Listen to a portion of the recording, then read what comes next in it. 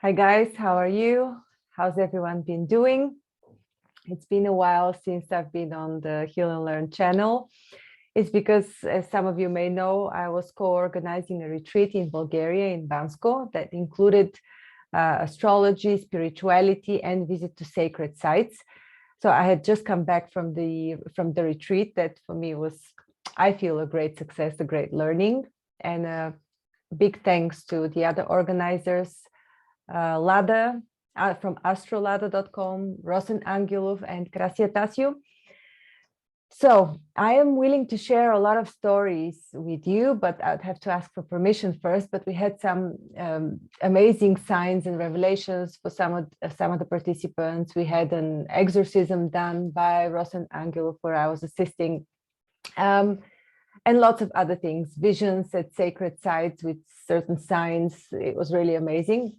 That's behind me. You can see a picture of one of the hikes we took to the Bakushev tree, one of the oldest trees in Bulgaria that is 1,300 years old. I'll have a lot more to tell about this retreat. And if you're curious to find out about the next one, do sign up on healnlearn.com for the newsletter. So today, I wanted to just, say high five.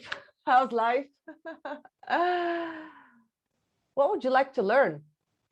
I feel prepared to talk a lot about karma recently, and about collective manifestation, which is what I've been doing for the past 2 years. But now I experienced it also live. Until now, I had only done online classes, but and with great success. People report all kinds of manifestation miracles when you start collectively visualizing, but it's not simply visualization. You engage all of your emotions, and there are a few other rules that we follow. But this was the first time that I had actually done collective manifestation live. And for me, this was a humbling and purifying experience, because I really felt the might of a group of people gathered together with the intention to improve each other's lives. So if you would like to get a taste of that, learn the Silva method and the extension of it, which I call the Heal and Learn method, because there are a lot of other things that I have added on to the Silva method. As you may know, the ones of you who have read the books of Jose Silva, you would know that he has only one book that he has written himself. Most of the books are co-authored, because the method itself, once you understand the basics, allows for a lot of tweaking and of designing of new tools and methodologies once you know the basic principles. So basically, this is exactly what I've done with the Heal and Learn method. I've enhanced it through my point of view, and it works really, really well. I'm starting my next course at the beginning of September, so do check it out. I'll put the link below.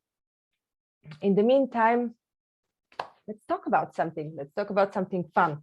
Last time I talked about the removal of karma, or what karma is, and now I'm going to give you a quick exercise of how to remove it. And a disclaimer, this is a really quick exercise. Maybe it's not as profound, not as deep. You might have to do it a few times, but it's still going to work.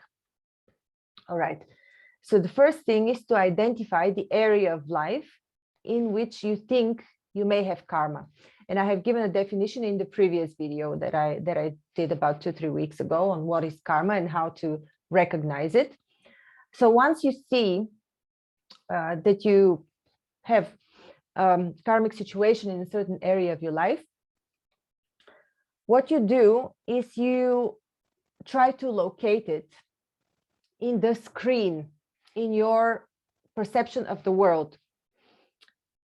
And this screen, the perception of the world outside of your visual world, so this is when you enter a meditative state, either in alpha or when you relax with other methods, not with the Silva method. In any case, most of the time you're going to be in alpha, if not deeper. I recommend you to work in alpha rather than in theta or in delta, because then you're not as active with your logical mind, and you would need it to make decisions. So what you do once you're in a relaxed state of mind is try to locate with your feeling, using only your feeling, this ball or this object in your realm of perception around you and in you that represents this piece of karma. So as an example, if you have had unfortunate personal relationships, the first thing you do is you recall all the feelings, all the emotions, all the situations as much as possible that you relate with this feeling. And through association, you group them together by first going to the source, the first memory you can relate to this feeling that the karma is causing you. So this usually goes back back in times from early childhood, not necessarily, but most of the time. It could go back from previous lives as well. So go as far back as your consciousness allows you to perceive. And then by association, these images and these feelings will group this piece of karma together. So what you do then is you try to locate where this karma is coming from and give it a position. This is the position the karma has in the Akashic records. Okay, so what you can do then is to destroy karma with your intention and with your energetics. What you do then is you pull it closer to you and you increase the upward flow of energy. So there are two major flows, one coming from God running through you and going to earth, and the other one is going upwards from earth back to God. So you increase the upward flow. That means from earth going upwards. And at the same time, as you're holding this piece of karma, this ball that represents all your karma around this situation, you run this upward flow of energy through it and you make it turn into ashes, right? You destroy it with your imagination. Once you have gathered all the ashes, you can put them all together and bury them deep in the ground, as far as your imaginative hand can go, and you leave it there. You let earth transform the ashes of your karma, right? And so once you're back in your normal state of being, what you do next is you will have to replace the emptiness, the void that was just created by you removing this karma with the corresponding ideal state of being, state of reaction, ideal dharma, positive situation that you would like to have. So what you do then is you start creating the images, you start correcting. This is a very similar method to the silver method, but it's actually based on another system. But I can tell you that no matter what system, the principles, the basics of manipulating might sound like a bad word, but the basics of changing, transforming your reality are the same. So whichever method you use, it doesn't matter as long as you understand the principles, which are emotions and imagination, control your reality, and your intention. So with your intention and belief combined with emotions and the use of your imagination and the trust that what you're doing with your imagination works, this is basically how you work with the realm of consciousness, and it affects your life.